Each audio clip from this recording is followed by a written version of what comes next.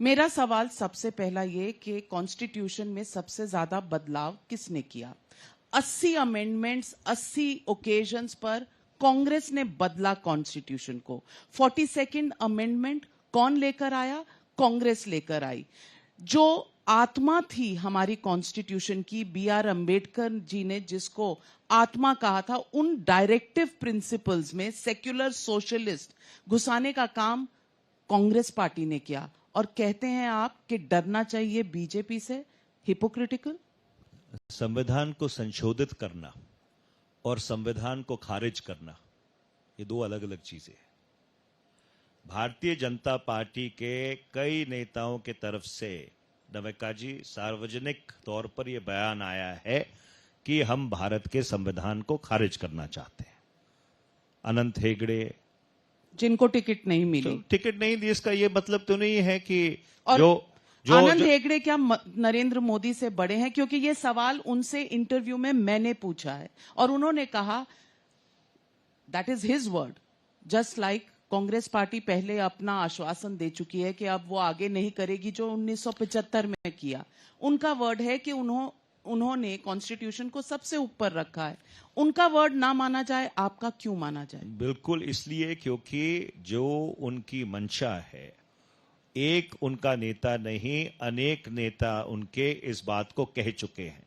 और उसके बाद जब इस देश में बैकलैश हुआ तो प्रधानमंत्री को मजबूर होकर यह कहना पड़ा कि मैं संविधान के साथ छेड़छाड़ नहीं करूंगा। मैं इतिहास में नहीं जाना चाहता, पर इनकी नीति और नियत में बहुत फर्क रहता है। जब भी इनको लगता है कि इनके पास समय है, तो जो इनकी नीतियां हैं उसको ये क्रियान्वित करने में फिर देर नहीं लगाते। और मैं इसका सबसे बड़ा प्रमाण आपको देता हूं। आपने संविधान सभा की बहस को पढ़ा होगा। संविधान सभा की बहस में कई जगह पर यह रिकॉर्डेड है, जो उस सभा के प्रेसिडेंट थे, that attempts will be made by the RSS and the allied organisations की to disturb the proceedings of the constituent assembly. In fact अब अगर आप डिबेट्स को पढ़ो ध्यान से, कई जगह पर इस चीज का वर्णन आएगा कि इससे एक चीज साफ तौर पे निकलती है कि जब इस संविधान की संरचना हो रही थी, उस समय भी इनकी आस्था उस संविधान में नहीं थी। और आप जब प्रधानमंत्री की बात 10 सालों में क्या बदला? आर्टिकल 370 के अलावा क्या बदल गया संविधान में जो आप बताना चाह रहे हैं देश को उससे डरना चाहिए? सबसे पहले जिन संस्थाओं के सहारे भारत का लोकतंत्र खड़ा है, उन संस्थाओं को संवैधानिक दर्जा है।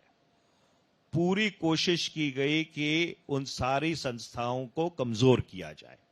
और ये एक बार ही नहीं, पिछले 10 वर्ष में अनेकों बारी अनेकों जो विपक्ष के लोग हैं उन्होंने इस बात की चिंता जताई। मैं जो लेटेस्ट इसकी आइटरेशन है, मैं उस पे आ जाता हूं। उच्चतम न्यायालय का फैसला था कि एक न्यायमूर्ति या न्यायाधीश को चुनाव आयोग की सिलेक्शन कमेटी का मेंबर होना चाहिए था। बहुत सारे भारत में इस तरह के आयोग हैं या इन तरह की संस्थाएं हैं जिनकी सिलेक्शन कमेटी में जजेस हैं। लोकपाल की सिलेक्शन कमेटी में जजेस हैं। इनफैक्ट प्रसार भारती की जो सिलेक्शन कमेटी है उसमें भी रिप्रेजेंटेशन है। उसके अलावा बहुत सारे ऐसे और संस्थाएं हैं। चुनाव आयोग के जो सदस्य सिलेक्ट होंगे, उस समिति से उच्चतम न्यायालय के फैसले के बावजूद आपने जुडिशरी को क्यों बाहर रखा? उसका क्या कारण है?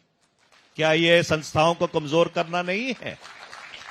तो इसलिए I believe your point, I take your point, but let me ask you, election commissioners क्या कांग्रेस के जमाने में फेयर थे, न्यूट्रल थे? क्या एक इलेक्शन कमिश्नर ऐसे नहीं थे जो अपने MP लैड फंड्स अपनी एनजीओ के लिए इस्तेमाल करते थे वो सारे कांग्रेस पार्टी के एमपी से लेते थे और उन्हीं पर जजमेंट्स देते थे या क्वासाई जजमेंट्स देते थे जब इलेक्शन कमीशन पे बैठे थे? उन्होंने कभी डिस्क्लोज नहीं किया। क्या ये कांग्रेस के वक्त नहीं हुआ? कांग्रेस के वक्त क्या जुडिशरी में हस्तक्षेप नहीं हुआ? इंस्टीट्यूशन को सबवर्ट नहीं किया गया? ये जिसके हाथ में पावर आता है वो करता है। मैं नहीं कह रही कि ये सही है, ये गलत है, लेकिन पहले भी हुआ है। How are you different? मैंने आपसे ये तो नहीं कहा कि जो चुनाव आयोग के सदस्य हैं वो पार्शल हैं। ये तो आप इस कंक्लूजन पे पहुंच गए पता नहीं कहां से। मैं तो ये कह रहा था कि एक उच्चतम न्यायालय का फैसला था, उस फैसले में यह कहा गया था कि जब आप इलेक्शन कमिश्नर्स को अपॉइंट करते हैं उस सिलेक्शन कमिटी में आपके जुडिशरी की भी रिप्रेजेंटेशन होनी चाहिए। आपने पार्लियामेंट में कानून लाके उनको बाहर रखा और आज उसी उच्चतम न्यायालय को उस इलेक्शन कमीशन से निरंतर और लगातार ये पूछना पड़ता है कि जो ये 3-4% जंप है between the final recorded figure और जो इंटरिम इलेक्टोरल काउंट है उसकी क्या जस्टिफिकेशन है। आप जस्टिफिकेशन हमारे सामने रखो। अगर मेरी जानकारी सही है, क्योंकि मैं अपने चुनाव में फंसा हुआ हूं, शायद 24 तारीख को उसकी तारीख लगी है, तो अगर चुनाव आयोग पूरी तरह से निष्पक्षता से काम कर रहा है तो मुझे तो नहीं याद कि पिछले इतने वर्ष में, और आप भी बहुत वरिष्ठ पत्रकार हैं, कि उच्चतम न्यायालय ने चुनाव आयोग को तलब करके ये पूछा हो कि आपके इंटरिम काउंट और आपके फाइनल काउंट में जो फर्क है उसको सार्वजनिक करिए और उसका हल्फनामा हमारे सामने दायर करिए। तो कहीं ना कहीं तो एक बहुत सीरियस क्राइसिस इंस्टीट्यूशनल इंटेग्रिटी का पिछले 10 वर्ष में पैदा हुआ है। और लेकिन आप फिर भी कह रहे हैं कि 150 पे रुक जाएगी बीजेपी। और दूसरा, तो ईवीएम में आपका फेथ है कि नहीं? दूसरा जो आप कह रहे हैं कि पहले ये होता रहा है। देखिए, अगर किसी व्यक्ति ने कोई एबेरेशन की है, 2 wrongs don't make a right, पर जब आप चुनाव आयोग की बात करें तो 1952 से लेकर 2014 तक आपको चीजों को परिप्रेक्ष्य में लेना पड़ेगा। और उस दौरान भाजपा, एनडीए भाजपा की भी सरकार रही है, जनता पार्टी की भी सरकार रही है, जनता दल की भी सरकार रही है, जिसको वामपंथ और भाजपा दोनों समर्थन करते थे। तो ये सवाल पिछले 10 वर्ष में क्यों उठने शुरू हुए। अब मैं आपके ईवीएम के सवाल का जवाब दे देता हूं। देखिए, एक लोकतंत्र एक भरोसे की आधार पर खड़ा है। The question is not whether EVMs are rigged, the question is a perception that EVMs can be rigged. और इसीलिए मैं लगातार और निरंतर इस बात को कहता आया हूं that democracy is too precious to be left to technology alone. बहुत सारे देशों में जहां पे इलेक्ट्रॉनिक वोटिंग मशीन्स को अपनाया गया, वो वापस पेपर बैलेट्स पे क्यों चले गए? कहीं ना कहीं तो कोई विरोधाभास रहा होगा, कहीं ना कहीं तो कोई आशंका रही होगी कि वो दोबारा से वो सारे देश पोस्टल बैलेट्स पे चले गए। तो जब ईवीएम को लेकर सवाल उठते हैं, सवाल ये नहीं है कि ईवीएम के साथ छेड़छाड़ की जा रही है। मेरी परसेप्शन है, इसीलिए बदल डालो। इस देश में वाइड स्प्रेड परसेप्शन। बाकी सब चीजों पे हम सुप्रीम कोर्ट का झंडा उठाएंगे, पर इस बात पे सुप्रीम कोर्ट एक बार नहीं 10 बार कह चुका है कि EVM are beyond any question at this point, including recently. फिर भी आप सुप्रीम कोर्ट को अब नहीं मानेंगे क्योंकि ये कन्वीनियंट नहीं है। देखिए, ऐसा है, ये कौन सी पॉलिटिक्स है? कोई नहीं कह रहा कि सुप्रीम कोर्ट के फैसले को माना नहीं जाना चाहिए। सुप्रीम कोर्ट का फैसला और या उच्चतम न्यायालय का फैसला इस देश में सर्वमान्य है, सभी लोग उसको स्वीकार करते हैं। पर जो एक परसेप्शन है, जो एक धारणा है, उससे हम अपनी आंखें कैसे बंद कर सकते हैं? आज भी जब मैं प्रचार करने जाता हूं, और पिछले 35 दिन से प्रचार कर रहा हूं, और क्योंकि ये एक अर्बन कॉन्स्टिट्यूएंसी है, यहां पे प्रचार करने का जो तरीका सलीका है वो बाकी जो ग्रामीण क्षेत्र हैं उनसे बहुत अलग है।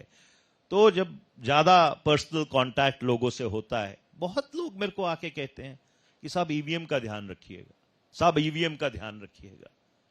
तो जब लोग आके आपको ये बात कहें तो इसका मतलब उनके मन में आशंका है। इस ये नहीं कि वो उच्चतम न्यायालय के फैसले को नहीं मानेंगे या ये चुनाव ईवीएम पे नहीं होगा, लेकिन जो धारणा है, जो परसेप्शन है, वो किन कारणों से बनी और क्यों अभी भी लोगों के मन में है, तो चुनाव आयोग को भी इसके ऊपर विचार करना चाहिए। लेकिन तेलंगाना में हम जीतेंगे, ईवीएम ठीक है। कर्नाटका में हम जीतेंगे, ईवीएम ठीक है। हिमाचल में हमारी सरकार आएगी, हम बिल्कुल शपथ ले लेंगे, ईवीएम ठीक है। लेकिन मोदी जीतेगा तो हम ईवीएम पे सवाल उठाएंगे। नविका जी, हर चीज एक बाइनरी नहीं होती, राइट? दैट आप जीतेंगे तो आप कहते हैं ईवीएम ठीक है, आप हारेंगे तो आप कहते हैं कि ईवीएम खराब है। मैं आपसे जो बात कर रहा था वो बड़ी संजीदा और बहुत गंभीर बात कर रहा था कि लोकतंत्र एक विश्वास की बुनियाद पे खड़ा है। Democracy is a question of public trust, और इसलिए जब उस भरोसे को सेंध लगती है तो ये हम सबके लिए चिंता का विषय है। और मैं पहले भी ये बात कह चुका हूं, शायद आपके शो पे भी कही होगी, कि मेरा ये मानना है that democracy is too precious to be left to technology alone.